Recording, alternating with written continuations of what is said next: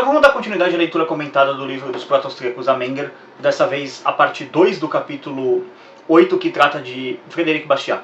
Sem mais delongas, roda a vinheta e vamos à leitura comentada.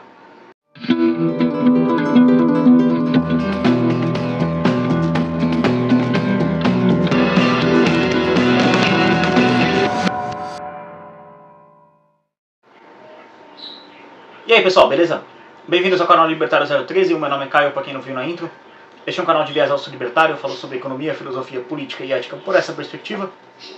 O vídeo de hoje é para continuar a leitura comentada do capítulo 8, como eu falei na intro, o livro dos proto-austríacos a Menger. Se esse é o primeiro vídeo aqui no canal e você não faz a puta menor ideia do que está rolando, eu estou fazendo um especial de final de ano para 2023, que é basicamente a leitura comentada do livro dos proto-austríacos a Menger, que é o livro que eu estou fazendo a leitura comentada no momento, e depois vai rolar também do livro Ação, Tempo e Conhecimento, do professor Biratan Jorge Óleo, ambos as obras são dele.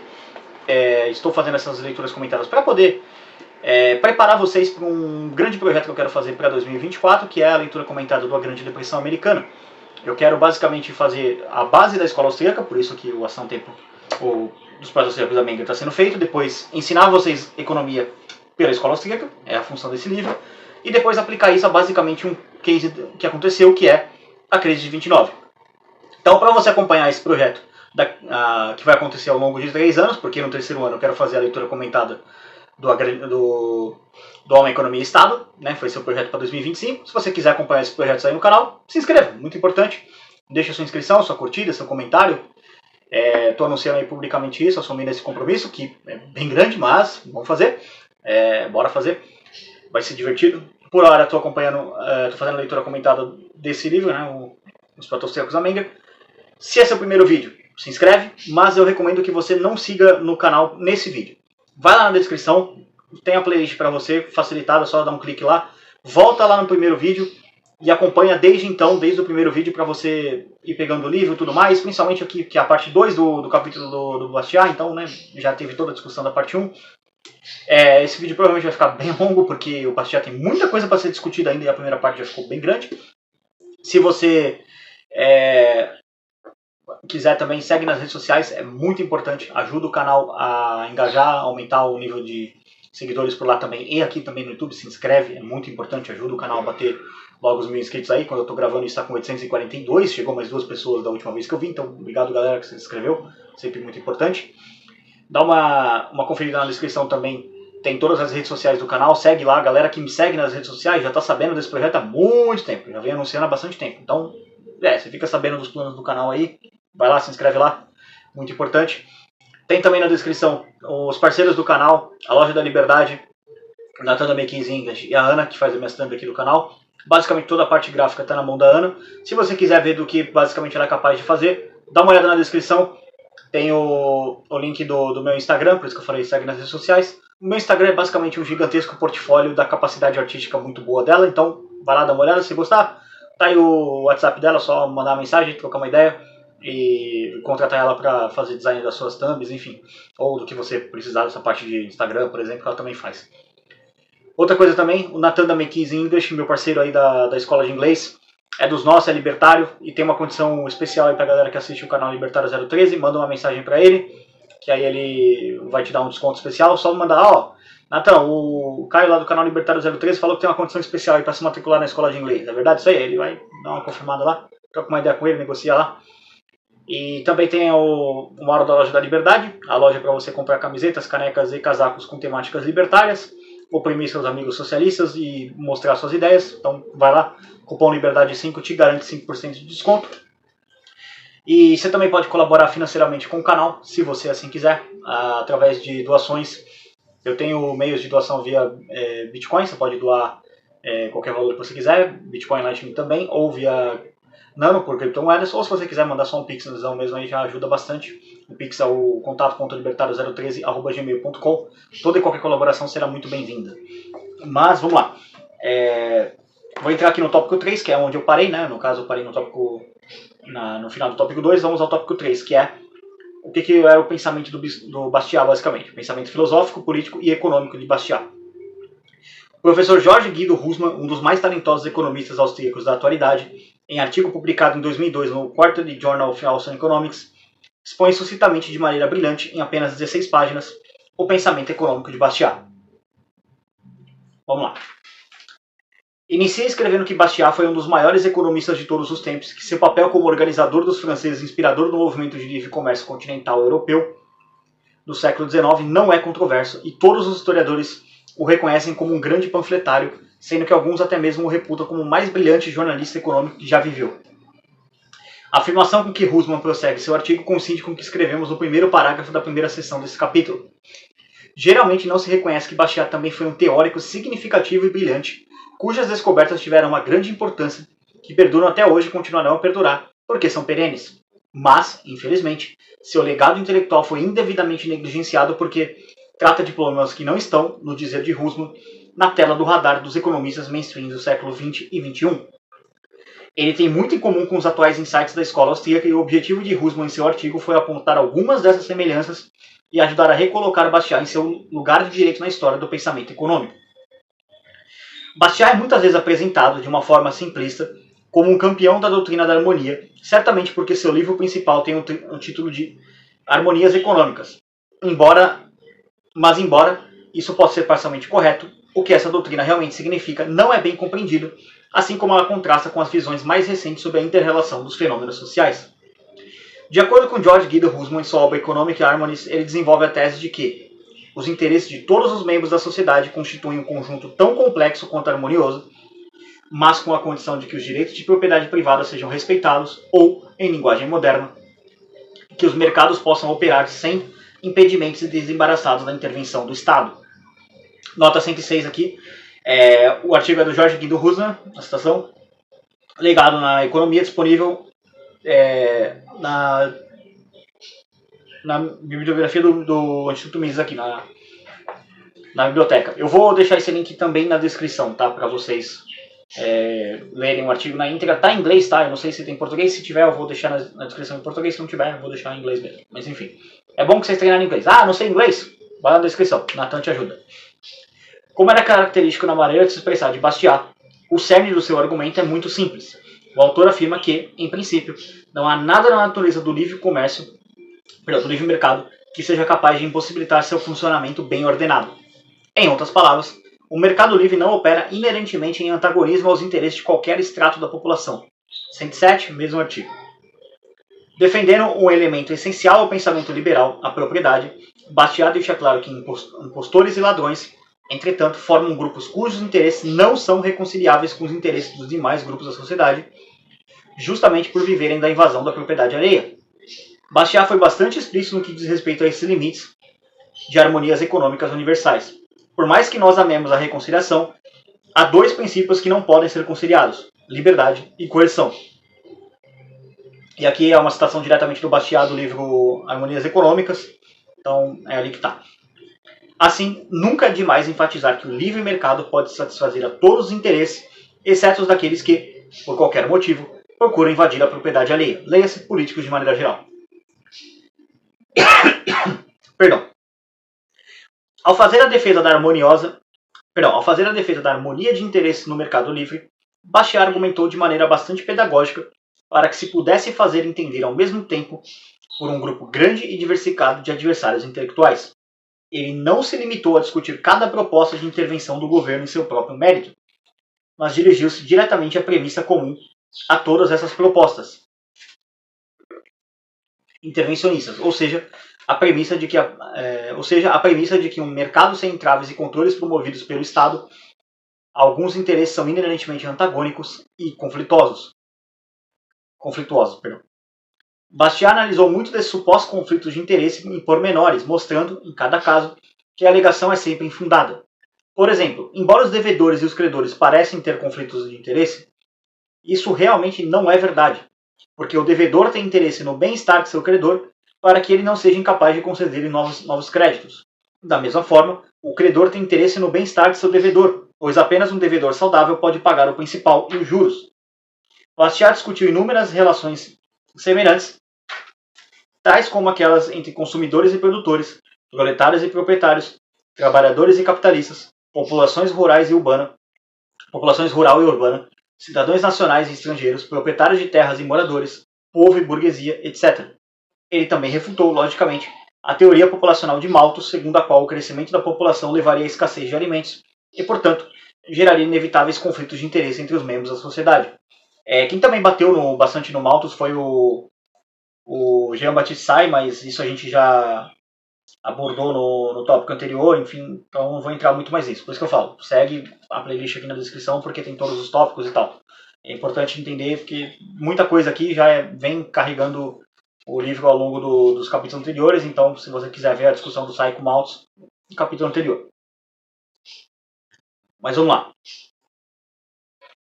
Husserl, sempre com argumentação sólida, menciona que basta lançarmos um breve olhar sobre a história do pensamento econômico do século XX para confirmarmos o insight de Bastiat com relação ao denominador comum dos sistemas intervencionistas.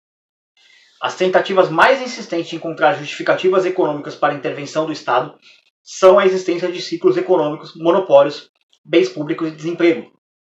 Em cada um desses casos, o problema percebido foi apontado ao longo do século XX como uma falha de mercado, ou seja, a afirmação de que o problema em consideração emerge da própria natureza do mercado.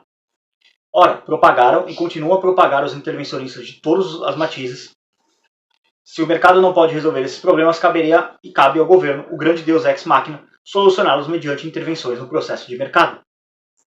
Em meu artigo A Grande Ficção das Falhas de Mercado, publicado no segundo número de Mises, Revista Interdisciplinar de Filosofia, Direito e Economia, procuro mostrar que a pretensa questão das falhas de mercado, à luz da escola austríaca, que absorveu muito do pensamento de Bastiat sobre o princípio da harmonia dos mercados, é uma grande ficção, pois todos os casos que a literatura mainstream costuma apontar como imperfeições no mercado que precisariam ser corrigidas pelo Estado podem ser contestados um a um ao respaldo dessa teoria. A conclusão, como Bastiat vislumbrou no início do século XIX, é que o Estado é responsável pelas situações que são comumente atribuídas ao processo de mercado. Fiéis ao espírito de Bastiat, muitos economistas austríacos e alguns da economia mainstream refutaram essas alegações de falhas de mercado ao longo do século XX, caso a caso. Essas réplicas certamente ganhariam força se fossem combinadas com um ataque mais geral sobre a falácia apontada por Bastiat e subjacente a todos esses casos individuais. E a respeito desses esforços, os economistas de hoje certamente se beneficiariam muito caso tivessem empreendido um estudo cuidadoso da doutrina das harmonias econômicas de Bastiat. O que isso quer dizer? Muito da teoria geral que sustenta o que eu chamo de o Evangelho segundo o Estado, ele parte da premissa que o mercado é falho, portanto o Estado precisa intervir. Um grande case sobre isso, e por isso que eu estou falando que falar sobre a crise de 29 é importante, atacar uma das igrejinhas, sabe, onde é pregado esse evangelho segundo o Estado, é o evento da crise de 29. Porque a teoria geral sobre a crise de 29 tava uma zona, uma bagunça, todo mundo produzindo um monte de coisa, ninguém estava ordenando nada, veio o Roosevelt, o herói, o deus ex machina, salvou a crise de 29 e resolveu o problema da crise criando o New Deal. E aí o New Deal resolveu a crise e tudo voltou ao normal. Bom, não tem como possivelmente explicar o tamanho da mentira que é isso sem entrar num vídeo de tipo, sem brincadeira, acho que umas 60, 70 horas de discussão de conteúdo acerca disso que vai ter no final de 2024, prometo isso pra vocês, mas uma pequena base isso é o extremo oposto da verdade. O New Deal piorou a crise, as intervenções do Roosevelt destruíram o pouco de mínima recuperação econômica que estava acontecendo, e quando teve uma nova recuperação econômica é porque o caso do New Deal foi parar na Suprema Corte para ver se as intervenções do New Deal poderiam continuar acontecendo, e elas foram declaradas inconstitucionais, e isso melhorou a economia americana. Então só quando o New Deal parou de ter efeito é que a economia melhorou, e não o New Deal melhorou a economia. Só para vocês entenderem um pouco. Por que é importante esse argumento do Bastiat? Porque geralmente as pessoas vão em caso a caso, e não numa teoria geral. E isso é importante. Quando eu for fazer a leitura do Grande Depressão Americana, eu vou abordar uma teoria geral, a crítica do intervencionismo. Então isso vai ser importante, porque a maior parte dos argumentos é tipo assim, quando galera que debate muito tá ligada nisso, a maior parte dos estatistas, eles falam, não, mas tal coisa é um problema porque o capitalismo falhou aqui. E aí quando você vai olhar, você fala, tá, primeiro, o que você está definindo por capitalismo? É uma definição completamente errada, já começa por aí. Segundo, depois que você entende que a pessoa está definindo capitalismo errado, você pega um exemplo e fala, olha só, eis como o Estado fez isso, isso, isso, isso, e isso não é um livre mercado porque não bate com o capitalismo, que é o que eu defini anteriormente. Então, Ah, mas aí você está fazendo uma falácia de definição, alguém pode dizer isso. Não, é só simplesmente o que o capitalismo é, não como ele é definido pelos marxistas, que é como a maior parte das pessoas aprenderam o que é capitalismo. Não é. O capitalismo não é aquilo é corporativismo, é um outro nome. Então é importante ter isso em mente. O Bastiat, ele não chegava e ficava debatendo uma intervençãozinha aqui e outra ali, ele tipo ia pro ataque em todas elas, de maneira geral. Então por isso que o Bastiat é muito importante nesse aspecto. Mas vamos lá. É digno de nota que o argumento das harmonias econômicas de Bastiat contrasta fortemente com o argumento típico do século XX para defender o mercado livre, inspirado pelas obras de Alfred Marshall, Equilíbrio Parcial, e Leon Walras, Equilíbrio Geral, segundo a qual o mercado opera em equilíbrio ou que maximiza a utilidade social. Isso aí de que o mercado opera em equilíbrio é uma completa falácia, tá? De novo, é muito complicado entrar nisso para refutar, mas isso aí vai ser assunto para 2025, mas sim, o mercado não opera em equilíbrio.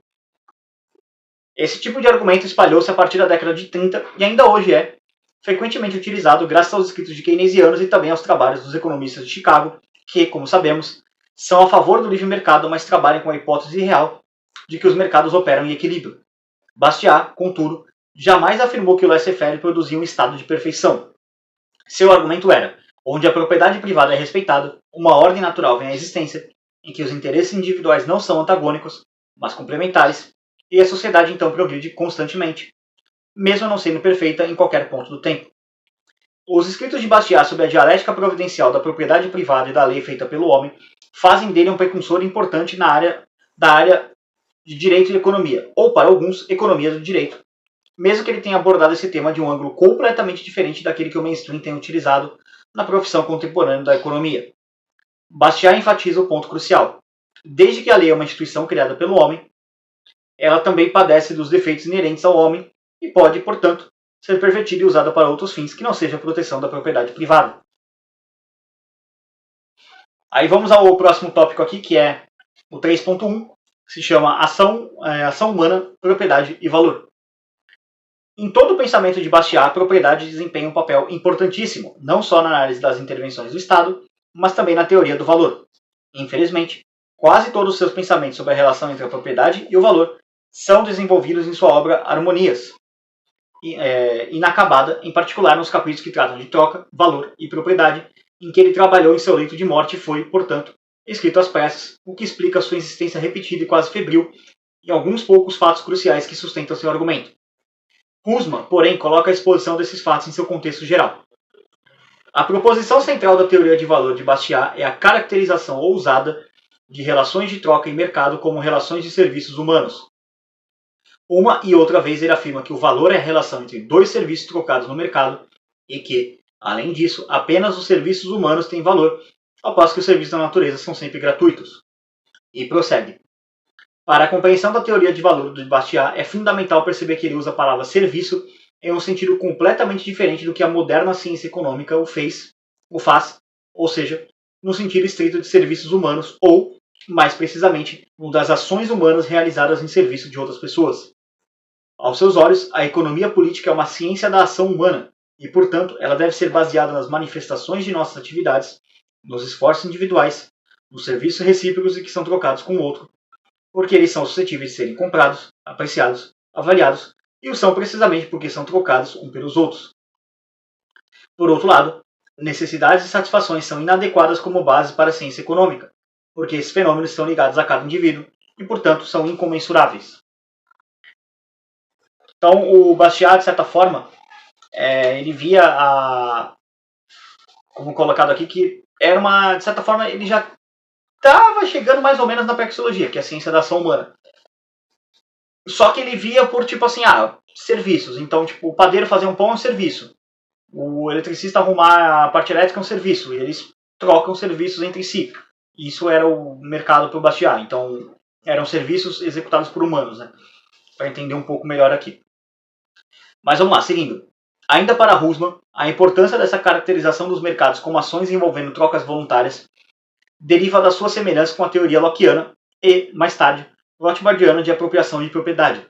Segundo a teoria de John Locke de apropriação, que era a teoria padrão no círculo de Bastiat, Um indivíduo é proprietário de um pedaço de terra C e na medida em que a tem transformado por suas ações. Trocando essa terra no mercado, então esse proprietário rende-se às suas ações passadas ou às ações passadas de eventuais donos anteriores. Isto é, falando agora como Bastiat, os serviços passados de alguém são necessariamente frutos ou de uma ação presente ou passada, misturados com alguns recursos naturais. Assim, vemos que a teoria do valor de Bastiat é nada mais do que uma aplicação coerente da insistência de Locke sobre a relação entre propriedade e ação humana na teoria econômica. Economistas austríacos como Mises, Rothbard e Hoppe frequentemente salientaram que os preços e taxas de juros no mercado são baseados na propriedade. Não há coisas que se trocam uma por outras, como na abordagem de equilíbrio geral walrasiana. Na verdade, em vez disso, todas as trocas nos mercados acontecem entre seres humanos e em todas as interações no mercado os seres humanos trocam propriedades. Husserl explica. Por exemplo, quando Brown troca uma maçã por uma pera com Green, a maçã deve ser propriedade de Brown e a pera deve ser propriedade de Green. Ou nenhuma troca poderia ter lugar.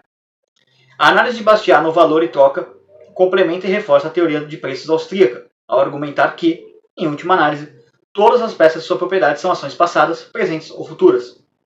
Com base nessa visão, aquilo por que pagamos em troca de mercado são as ações de outras pessoas. Bastiat desenvolve uma análise sofisticada das relações entre valor, por um lado, e a operação conjunta da ação humana e dos recursos naturais, do outro. Como acabamos de ver, a contribuição de Bastiat para a teoria econômica foi bastante importante, de valor perene e sempre suscetível de enriquecer a pesquisa atual na tradição austríaca.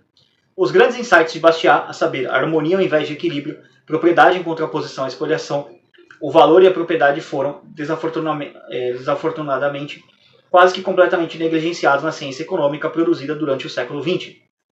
É hora de voltarmos para as obras desse gênio e elaborar sobre elas alguns dos fundamentos que ele nos legou.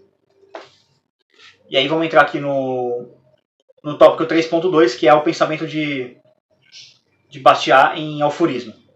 Mas vamos lá. Bastiat, sem qualquer dúvida, é um dos autores mais citados no universo da teoria econômica e nas demais áreas em que empregou sua genialidade. Naturalmente, nenhuma situação breve pode fazer justiça à obra de qualquer autor. Bastiat deve ser lido na íntegra.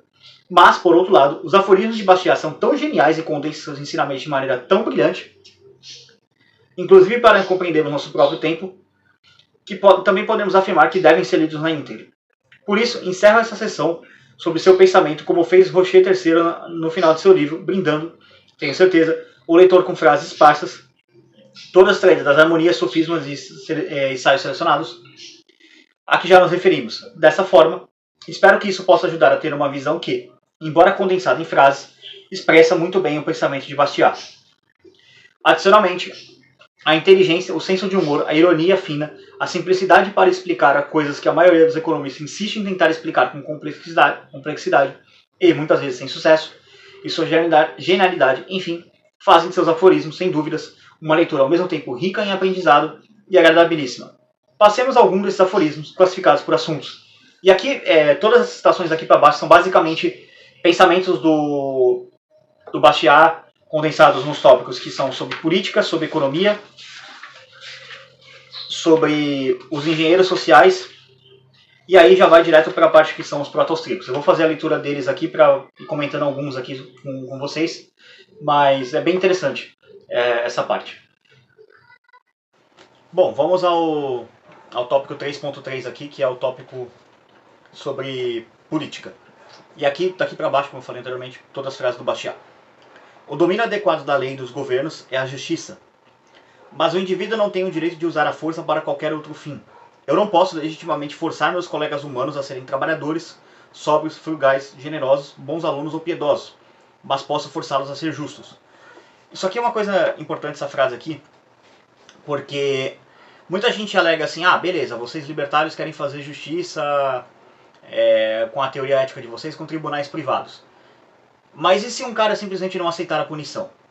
Bom, primeiro, se a punição foi feita por um julgamento, toda a presunção de inocência, todo o devido processo legal, esse indivíduo ele não pode argumentar contra uma punição que ele recebeu por causa de um ato que ele cometeu.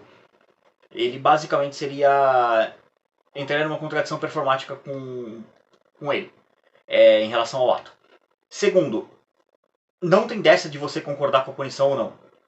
É para isso que existe o tal do law enforcement, a força da lei. Você usa força, usa coerção para fazer o cara ser preso. Se você perguntar para qualquer criminoso se ele queria ser preso pelo crime que ele cometeu, ele vai falar que não, mas mesmo assim ele tem que ser preso, porque ele cometeu um crime, é um criminoso. Então, mas posso forçá-los a ser justos, é isso que o Bastiat quer colocar. Seria hoje em dia a gente libertário colocando assim: se você cometeu um crime, é justo que você seja punido por ele. Ah, mas eu não concordo com isso, então eu vou forçar você a ser justo no seu ato, que é ser punido pelo crime. Mas, vamos lá.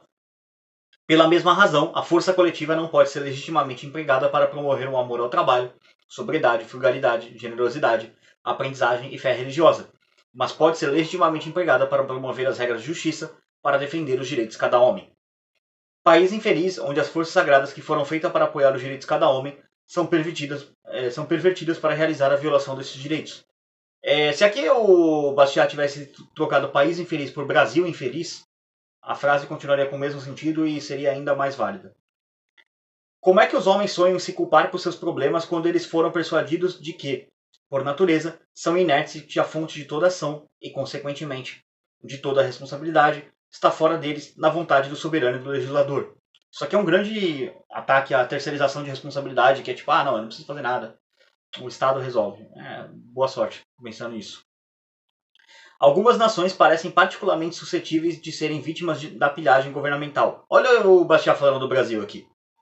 São aqueles em que os homens, sem a fé em sua própria dignidade e capacidade, sentem-se perdidos se não forem governados e administrados em cada passo do seu caminho. Olha o Bastiat falando dos brasileiros. Sem ter viajado muito, tenho visto países em que as pessoas pensam que a agricultura não pode gerar nenhum progresso. Meu Deus do céu, o Bastiat está falando do Brasil. Ele está falando do Lula criticando o agro. Isso aqui é uma crítica do Bastiat ao Lula. Mesmo que o Lula tenha nascido muitos anos depois da morte do Bastiat, mas isso se aplica para o Lula. A menos que o governo apoie fazendas experimentais, que em breve não haverá mais cavalos se o governo não fornecer cravos, que os pais não terão filhos educados ou terão ensinados a eles somente moralidade, se o governo não decidir o que é adequado para eles aprenderem. Essa frase aqui descreve perfeitamente o Brasil, sem talvez o Bastiat nunca ter visitado o Brasil. A verdade é, a palavra gratuito, quando aplicada a serviços públicos, contém a mais grosseira e, posso acrescentar, a mais infantil das falácias. Fico maravilhado com a extrema credulidade do público ao ser levado por essa palavra. As pessoas nos perguntam, você é contra a educação gratuita? Aras gratuitos? Muito pelo contrário. Eu sou a favor e também seria pela alimentação gratuita e alojamento gratuito, caso elas fossem possíveis. Então, aquela velha falácia dos estatistas, né? Ah, público, gratuito e de qualidade. Cara, eu concordo com o Bastiat nisso. Eu seria a favor de alimentação gratuita, tudo gratuito. Eu queria ter tudo de graça. Mas não dá. É simplesmente impossível. É que nem assim, eu também sou a favor de eu poder sair voando por aí, igual o Goku faz, sabe, no Dragon Ball. Mas eu não dá. Eu não posso voar, eu sou um ser humano. Eu não sou um Saiyajin pra sair voando por aí, entendeu? Então não tem como. Eu queria fazer tanta coisa que eu posso fazer, mas é impossível porque as leis da física me impedem. Sei lá, eu queria... Um poder que eu acharia legal era soltar raio pelos olhos, igual o Ciclope do X-Men faz, mas... Olha só, eu sou um humano, eu não posso soltar raio pelos olhos, então, né, não tem como. Os estatistas pedindo, eu quero educação de graça, eu quero transporte de graça, é que nem eu pedir pra voar, sei lá, eu queria voar igual o Goku, eu queria me transformar em Super Saiyajin igual o Goku. Não, eu não posso, é impossível, é a mesma coisa. A diferença é que eu tenho consciência de que eu não posso me transformar em Super Saiyajin. O estatista acredita fielmente que dá pra ter coisa gratuita. Pra você ver que ele vive, o mundo de fantasia que ele vive é o mesmo de uma criança que acredita que ela, se ela dá um gritão assim, ela vira Super Saiyajin. Vocês verem como os estatistas são seres extremamente maduros, extremamente bem desenvolvidos cognitivamente, né? Então, eles têm a maturidade de uma criança de, 6 anos que acredita que o Flash existe. Mas vamos lá. Seguindo. Quando uma nação está sobrecarregada por impostos, nada é mais difícil, como eu diria, é impossível, do que cobrá-los igualmente. Os estatísticos e as autoridades fiscais já nem sequer tentam fazê-lo. O que é ainda mais difícil, no entanto, é transferir a carga fiscal sobre os ombros dos ricos.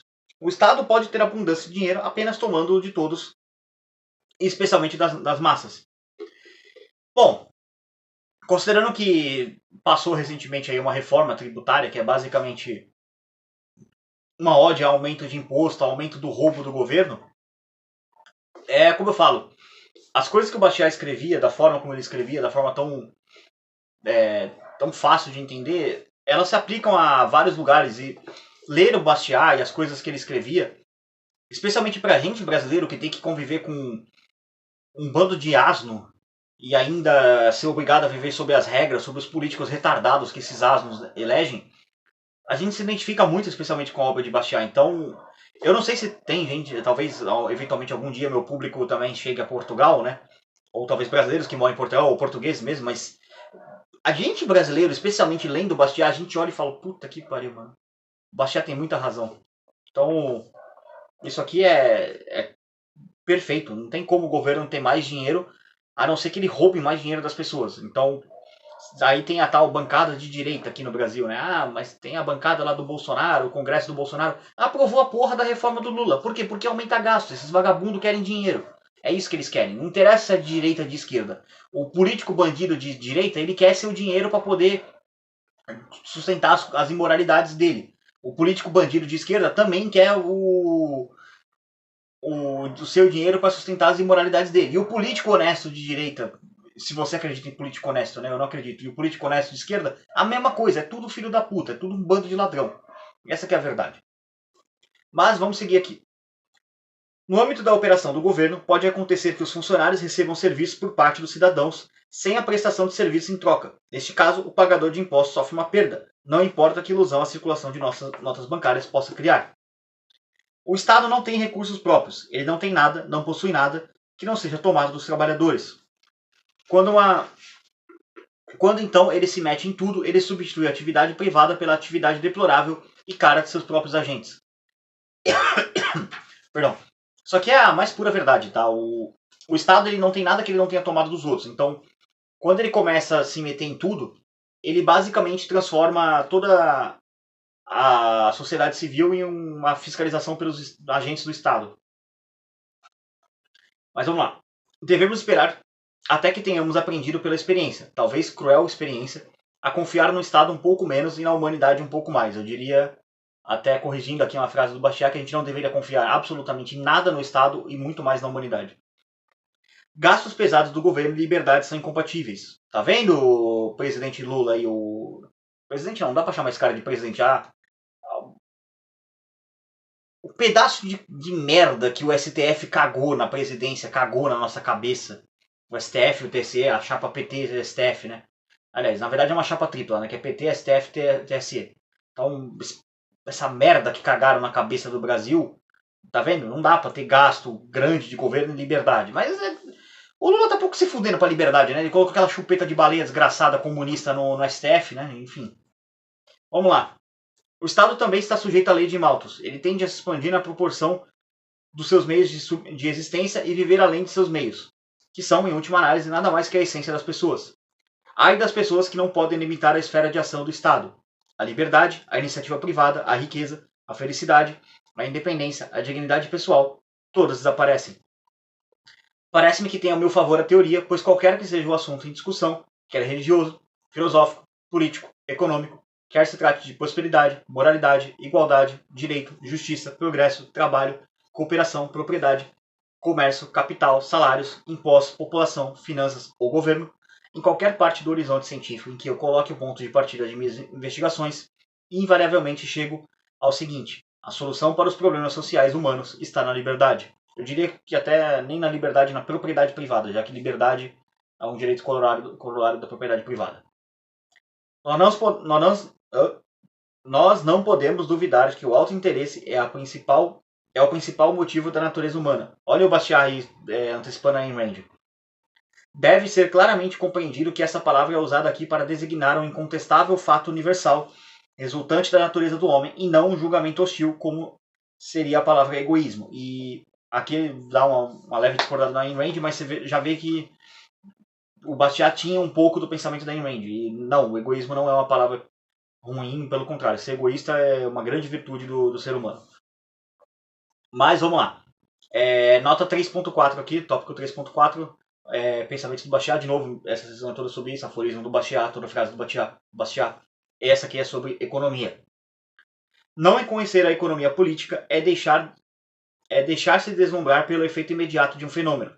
Conhecer a economia política é levar em conta a soma total de todos os efeitos, tanto os imediatos como os futuros. Meu Deus, que monte de problemas para provar na economia política que 2 e 2 são 4. E se você conseguir fazer isso, as pessoas gritam. É tão claro que é chato. Então elas votam como se nunca tenha lhes provado nada. Elas votam como se nunca tenha lhe provado nada. A gente esfrega na cara de socialista, de comunista, de estatista que Estado não funciona, eles ignoram a gente e continuam votando.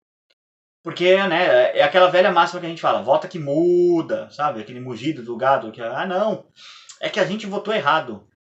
É só a gente votar certo daqui 4 anos que dá certo.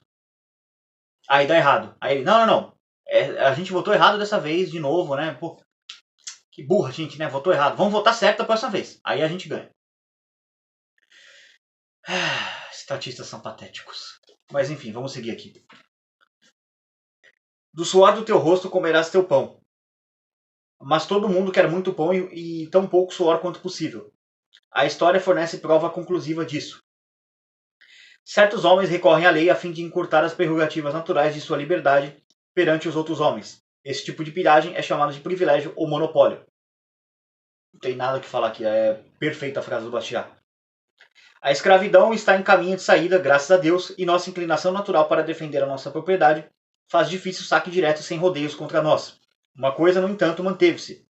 É a tendência primitiva lamentável que todos os homens têm de dividir sua parte na vida complexa em 2 partes, passando as dores para os outros e mantendo as satisfações para si.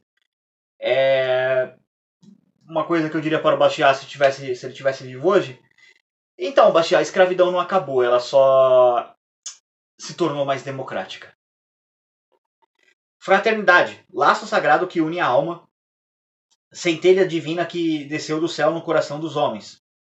Como pode ser o teu nome assim tomado em vão? Em teu nome é proposto sufocar toda a liberdade. Em teu nome se propõe construir um novo despotismo como o mundo nunca viu. E bem podemos temer que depois de servir como uma proteção para os tantos incompetentes, como um disfarce para tantos conspiradores ambiciosos, como uma bugiganga para tantos que arrogantemente desprezam a dignidade humana, irá, por fim, desacreditado e com o nome difamado, perder o seu grande e nobre significado. Isso é chamado fraternidade. Vocês têm produzido. Eu não tenho nada. Somos companheiros, vamos compartilhar. Você já possui algo. Eu não possuo nada. Somos irmãos, vamos compartilhar.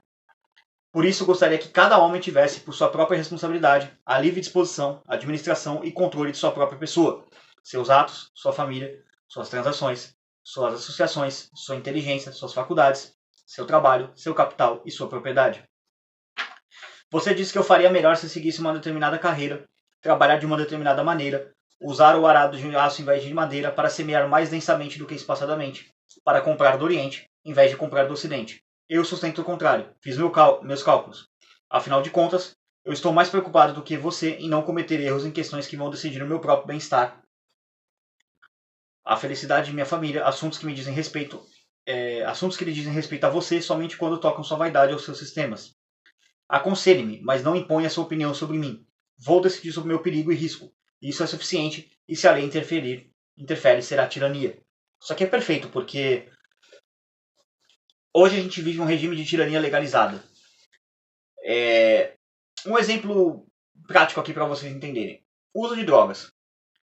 Uma pessoa que usa drogas, talvez ela assuma o atestado de imbecilidade dela. Tá? Mas isso quer dizer que eu tenho o direito de impedir ela de usar drogas? Não. Ela pode usar drogas. Eu acho uma ideia imbecil? Sim, acho.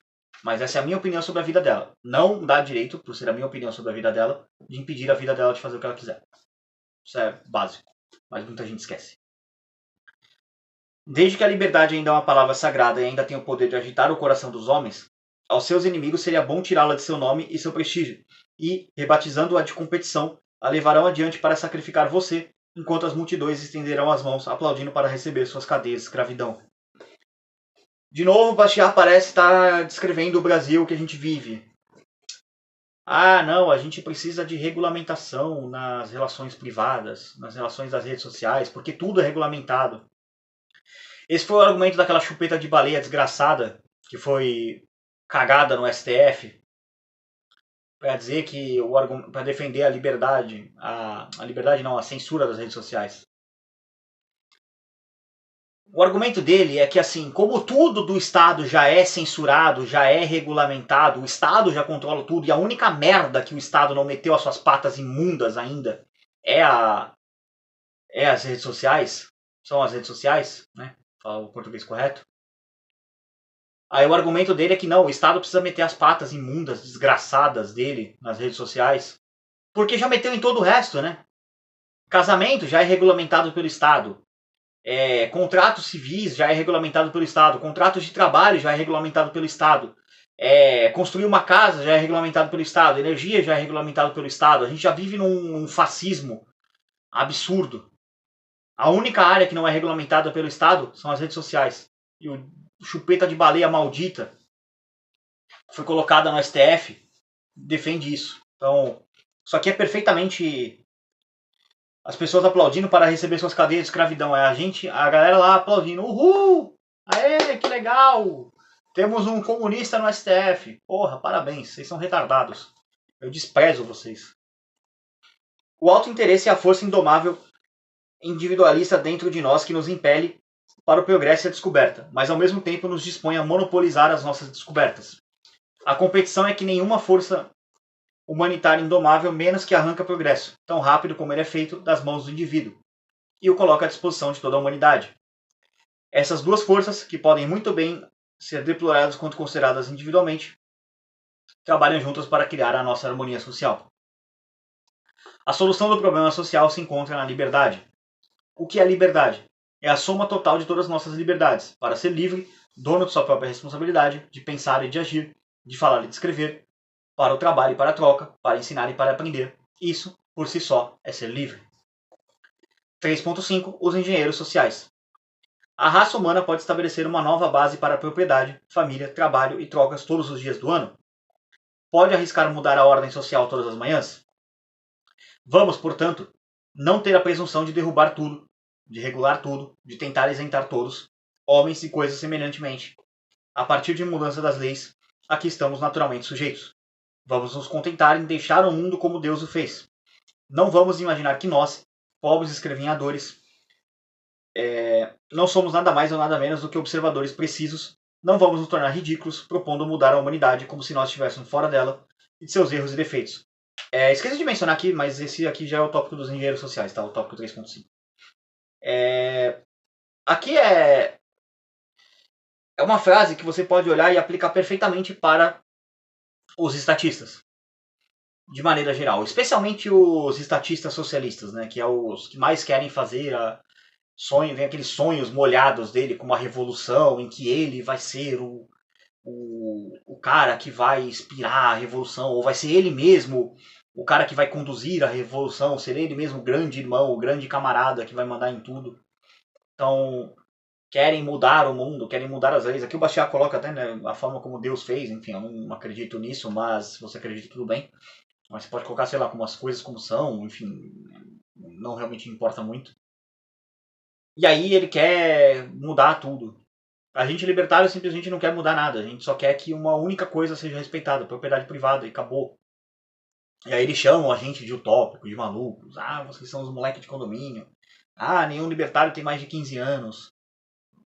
Com esses ataques pessoais idiotas, imbecis, de gente que não tem capacidade cognitiva para responder um argumento sem falar merda, basicamente. Então, é uma piada esses caras. E a gente tem que viver na mesma sociedade que eles, o que é lamentável. Mas vamos lá, seguindo aqui. Enquanto isso, o socialismo levou a sua loucura ao ponto de anunciar o fim de todos os males da sociedade, mas não de todos os males do indivíduo. Ele ainda não se atreveu a prever que o homem vai chegar ao ponto de onde o sofrimento, a velhice e a morte serão eliminados. Olha, a velhice, o sofrimento, a velhice e a morte serão eliminados? Não.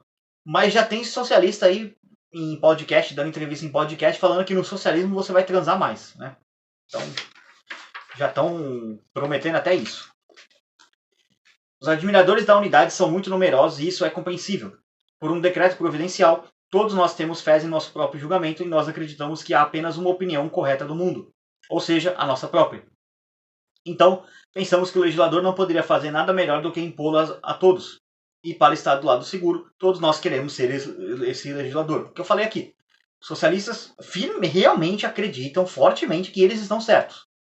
E por eles estarem certos, todo o resto da sociedade são um bando de idiotas, imbecis, então eles precisam eleger gente para poder impor a opinião deles sobre as pessoas. Troca o socialista por estatistas, que basicamente é a mesma coisa. Aí depois eles vêm e chamam a gente de utópico. Mas enfim. Mas uma vez que o legislador é eleito e livre de suas promessas de campanha, então sua linguagem muda.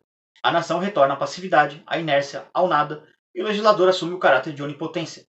Dele é a invenção, dele é a direção, dele é a impulsão, dele é a organização. A humanidade não tem nada a fazer, a não ser deixar que as coisas sejam feitas para ela. A hora do despotismo chegou. Então, baixar de novo certeiro. Note que eu não estou contestando o seu direito de inventar ordens sociais, de divulgar as suas propostas, de aconselhar a sua aprovação e experimentá-las em si, por sua própria conta e risco. Mas eu realmente contesto o seu direito de impô-las a nós por lei, ou seja, pelo uso da força policial e de fundos públicos. Isso aqui é um insight muito libertário, tá, do Bastiat. É um aforismo, assim, uma frase muito libertária. A gente libertária não é contra você, comunista aí, degenerado, maluco, psicopata, a impor essa merda de regime em você. Você quer viver numa comuna, você quer juntar aí teus camaradas, teus marxistas, leninistas, stalinistas, e fazer um lugar aí, fazer uma comuna revolucionária e viver aí cantando Imagine e achando que vai dar tudo certo?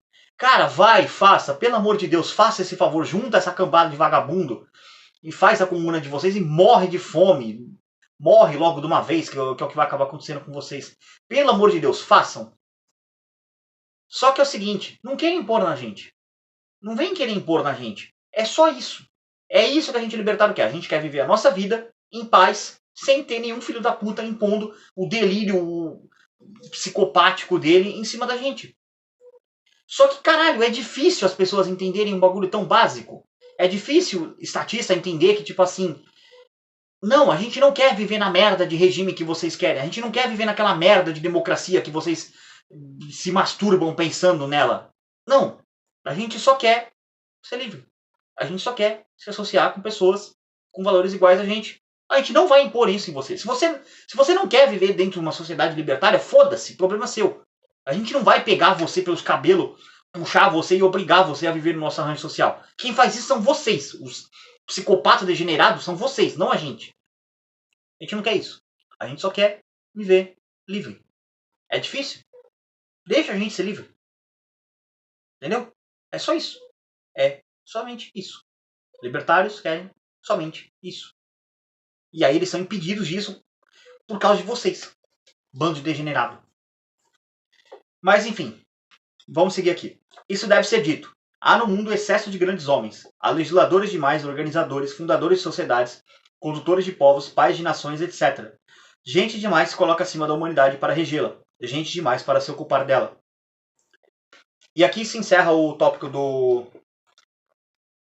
da parte dos aforismos do Bastiat e tudo mais. Aqui vai entrar o tópico do Bastiat como um proto-austríaco, mas esse vídeo também está ficando bastante grande. Então eu vou fazer uma coisa que eu não planejei inicialmente, mas eu vou deixar uma terceira parte do Bastiat, porque basicamente eu vou ter que cobrir mais de 20 páginas aqui nesse tópico e tudo que tem a ver com o Bastiat sobre um proto-austríaco e tudo mais. São 22 páginas, se eu não me engano, estou confirmando aqui no vídeo. São mais 22 páginas, então isso aqui daria pelo menos mais uma hora de vídeo aí. Esse vídeo já está mais ou menos na casa dos 40 minutos. Eu não quero que fique tão longo assim, então vou deixar 3 partes aí mais ou menos de 40 a 50 minutos. Melhor assim. Então, vejo vocês no próximo vídeo, que vai tratar o tópico 4, página 360, que é Bastiat como proto-austríaco. Então, o que ele tinha de proto-austríaco, por que ele está nesse livro. Então, vamos deixar para discutir essa parte aí no próximo vídeo. E, de novo, se você chegou até o final, se inscreva no canal, é muito importante. Deixa a sua curtida também, ajuda a engajar. Comenta aí alguma coisa que você está achando da série, enfim. Agradeço a todo mundo que está assistindo.